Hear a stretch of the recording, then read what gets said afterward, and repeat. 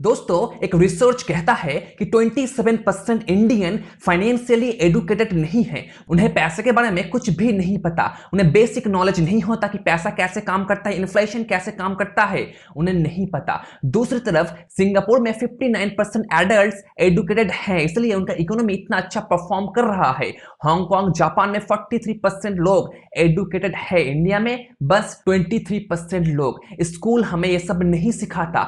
School खत्म करने के बाद यंग जनरेशन रैट रेस का शिकार हो जाते हैं और वो कभी भी वहां से बाहर नहीं निकल पाते। फाइनेंशियल फ्रीडम वो कभी भी अचीव नहीं कर पाते। इसका बेस है फाइनेंशियल एजुकेशन, फाइनेंशियल लिटरेसी। अब जस्ट मुझे एक क्वेश्चन का आंसर दो। अगर हमें बड़ा होकर पैसा ही कमाना है तो क्यों स्कूल हमें सिखाता नहीं कि कैसे पैसा कमाना है, कैसे बिजनेस खड़ा करना है, कैसे इन्वेस्टमेंट करना है स्टॉक मार्केट में, प्रॉपर्टी बिजनेस में, रियल एस्टेट में या फिर किसी कमोडिटी में। वो हमें सब नहीं सिखाता। वो हमें बताता नहीं कि इन्फ्लेशन क्या है, डेब्ट क्या है, लोन क्या है, एसेट क्या है, लायबिलिटी क्या है, डिविडेंड क्या है, कैश फ्लो क्या है। वो हमें ये सब नहीं सिखाता। बस जॉब कर लो, जॉब कर लो। पर ऐसे हमारा देश आगे नहीं बढ़ेगा।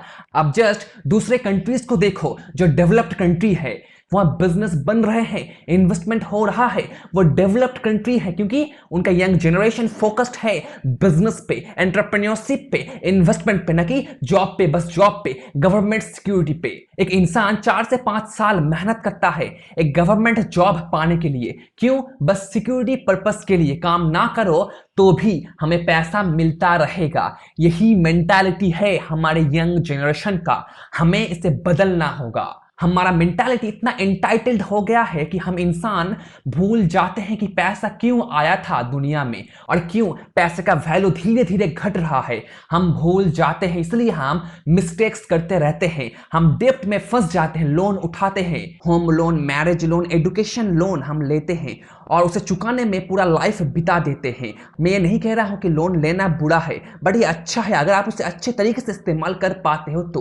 और आपको उस लोन को चुकाने में अपना खुद का पैसा देना पड़ रहा है, मतलब आप उस लोन को इस्तेमाल करके कोई लायबिलिटी खरीद रहे हो, जो लायबिलिटी आपको पैसा इनकम जनरेट करके नहीं दे रहा है, तो वो चीज आपको ब्लैक होल में खींचता चला जाएगा। आप कुछ नहीं कर पाओगे। आपको लोन लेना है बिजनेस एस्टैब्लिश करने के लिए, इन्वेस्टमेंट पर्पस के लिए, जहां से आपको हर महीने इनकम आएगा। उस पर्पस के लिए लोन लेना अच्छा। इसे कहते हैं गुड डेब्ट, उसे कहते हैं बैड डेब्ट, जो बहुत बुरा है एवरेज पर्सन के लिए, जो हमें स्कूल सिस्टम नहीं सिखाता। लोग बोलते हैं ना कि इन्वेस्टिंग बहुत रिस्की है, बिजनेस खड़ा करना बहुत ज्यादा रिस्की है। वो लोग किसी भी कैटेगरी में नहीं आते। दुनिया में 3 तरह के इन्वेस्टर होते हैं, type A, type B and type सी।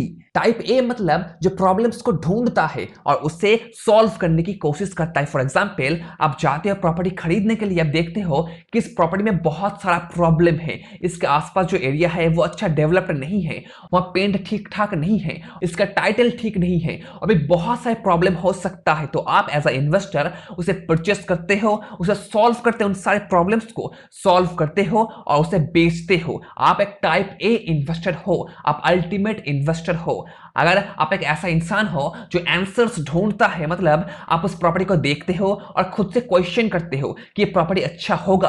आप दूसरे लोगों से पूछते हो कि भाई साहब ये प्रॉपर्टी अच्छा होगा, क्या मार्केट आगे बढ़ेगा, क्या मैं इन सारे प्रॉब्लम्स को सॉल्व कर पाऊंगा। तो आप एक बी इन्वेस्टर हो, आप थोड़ा एवरेज से ऊपर हो। पर एवरेज वो इंसान है जिसे कहते हैं सी इन्वेस्टर। वो एक्सपर्ट्स को ढूंढता है और उन्हें अपना पैसा हैंड ओवर कर देता है, बताता है वो लोग जानते हैं, उनके पास नॉलेज होता है, वो हमारे पैसे को सही से मेंटेन कर सकते हैं, जैसे म्यूचुअल फंड। ना कुछ लोग कहेंगे कि ये बहुत रिस्की है, हमें कुछ नहीं पता, हम डूब सकते हैं। दोस्तों, दुनिया में सब कुछ रिस्की है। आपका जीवन रिस्की है, आपका डेथ, मृत्यु रिस्की है, सब कुछ रिस्की है दोस्तों। स्कूल जाना रिस्की है, जॉब करना रिस्की है, बिजनेस करना रिस्की है, इन्वेस्टिंग करना रिस्की है, सब कुछ रिस्की है। रिस्क तो लेना पड़ता ही है। शादी करना भी रिस्की है दोस्तों। आपका एटीट्यूड ये डिसाइड करता है कि वो रिस्की है या फिर नहीं। देखो दोस्तों, अगर आपके पास सही नॉलेज नहीं होगा तो वो चीज आपको रिस्की लगेगा। आप डरोगे कि आपका पैसा डूब सकता है।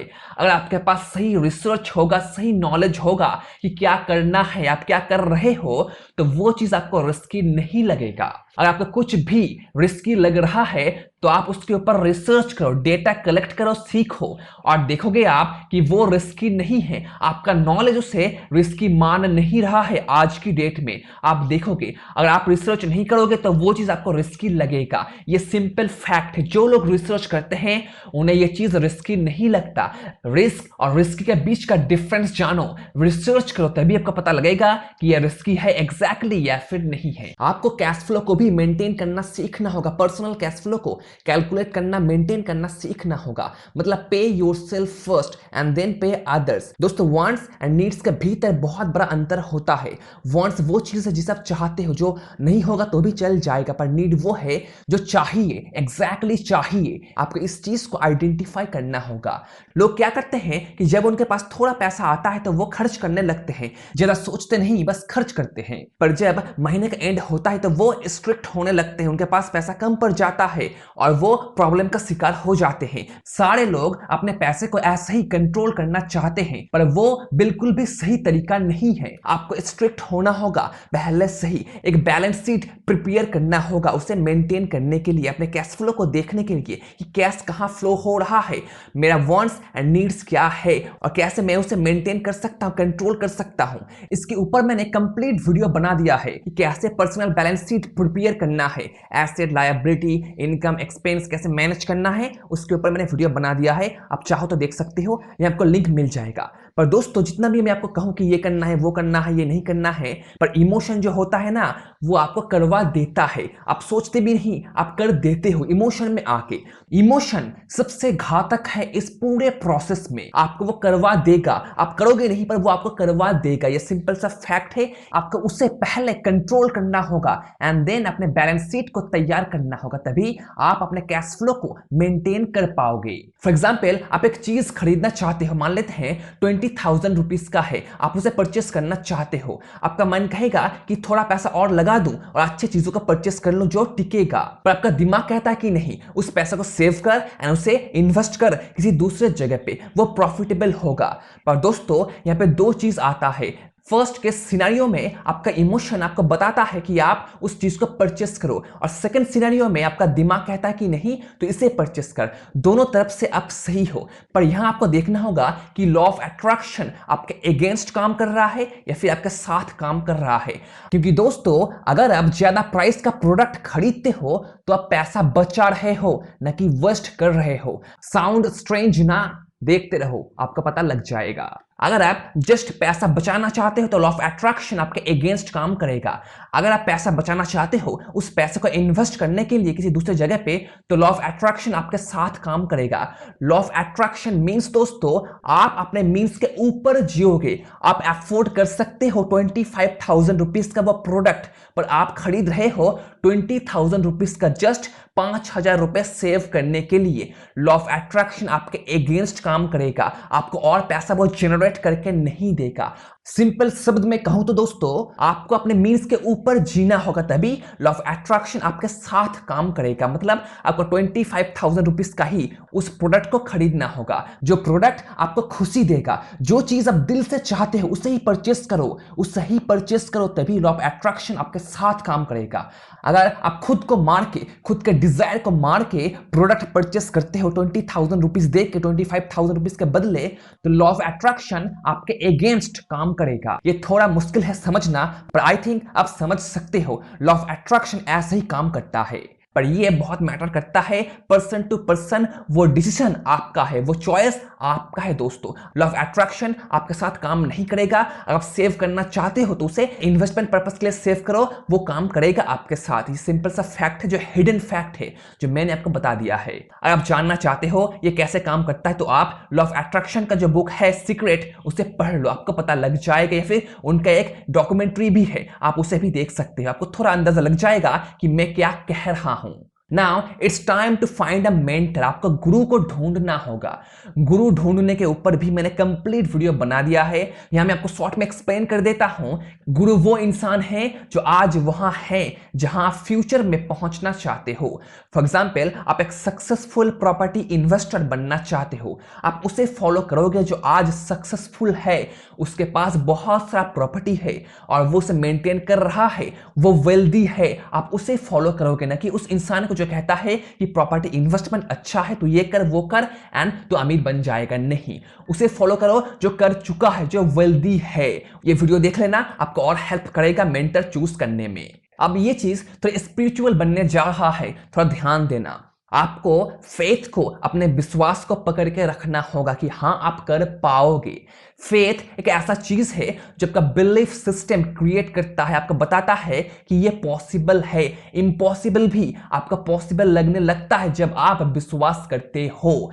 जब आप विश्वास करते हो तो इम्पॉसिबल भी आई एम पॉसिबल हो जाता है। आपको फेथ को, विश्वास को पकड़ के रखना होगा और आगे बढ़ना होगा। आप डिसअपॉइंटेड होगे पर आपको विश्वास को पकड़ के रखना है और उसके साथ ही चलना है। आप मानो कि आप सक्सेसफुल जरूर बनोगे, टाइम जितना भी लगे आपको ये करना है, करना ही है, तभी आप फाइनेंशियल फ्रीडम हासिल कर पाओगे। और लास्टली दोस्तों, आपको अपना बिजनेस खुद माइंड करना होगा। मतलब आप जॉब करके कभी भी फाइनेंशियल फ्रीडम हासिल नहीं कर पाओगे। कोई भी नहीं कर पाया है अनलेस वो बहुत बड़ा सीईओ है या फिर बहुत बड़े पोस्ट में है।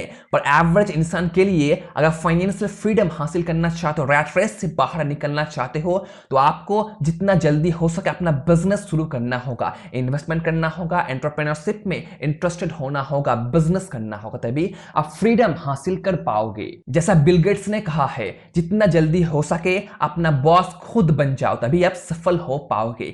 स्कूल सिस्टम हमें ये नहीं सिखाता, वो बताता नहीं कि लोन क्या है, इन्फ्लेशन क्या है, डेब्ट क्या है, एसेट क्या है, लायबिलिटी क्या है, कैश फ्लो क्या है, कैपिटल गेन क्या है, वो आपको नहीं बताता। आपको खुद को सीखना होगा, उसे प्रैक्टिस करना होगा, तभी आप फ्रीडम हासिल कर पाओगे। इस वीडियो में मैंने आपको बहुत सा सीक्रेट बता दिया है, लॉ ऑफ अट्रैक्शन के बारे में, फेथ के बारे में और बहुत सारा अननोन चीजें बताया है जो आपको हेल्प कर सकता है आपके जर्नी में। अगर आप जानना चाहते हो कि पर्सनल बैलेंस शीट कैसे तैयार करना है फ्रीडम हासिल करने के लिए, कैश फ्लो को मेंटेन करने के लिए, तो ये वीडियो देख लो, आपको हेल्प करेगा। मिलते हैं दोस्तों अगले वीडियो में। Take care and be safe. Thank you.